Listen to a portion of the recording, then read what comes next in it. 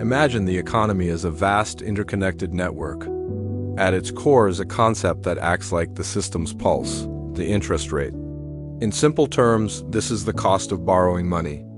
It's the price you pay to use someone else's money today with the promise to pay it back later.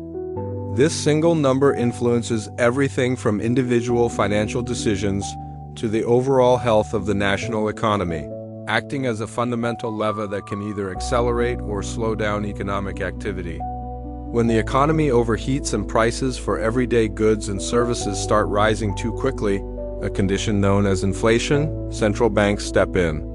Think of a central bank as the master controller of this economic network. To combat inflation, its primary tool is adjusting a key interest rate, often called the policy rate.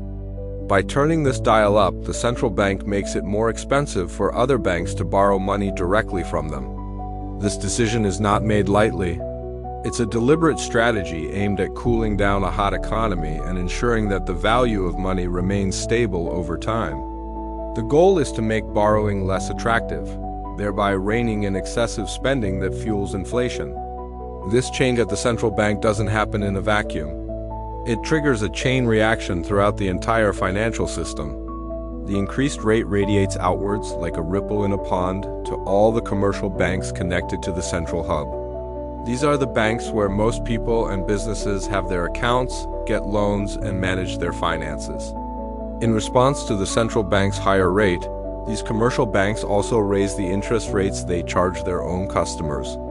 The flow of money, the very lifeblood of the network, begins to slow down as the cost to access it increases.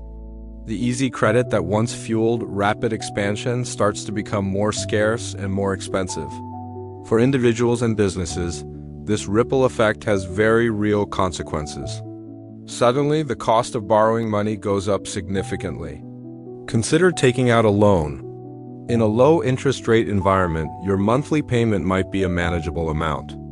However, when rates are high, that same loan becomes much more expensive. The monthly payment for a new mortgage to buy a house can swell dramatically. The cost of financing a new car increases, and the interest accumulating on credit card balances becomes a heavier burden.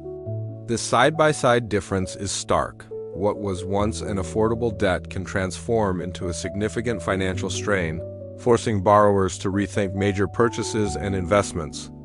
Ultimately, this is the intended outcome of the central bank's action. The entire economic system begins to slow down. With borrowing becoming more expensive, people and companies cut back.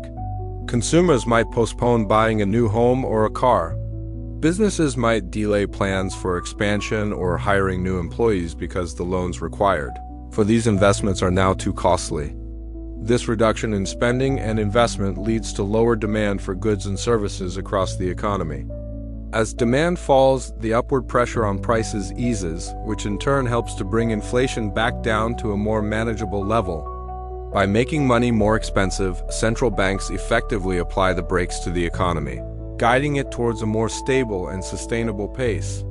Subscribe for simple explanations of how money works.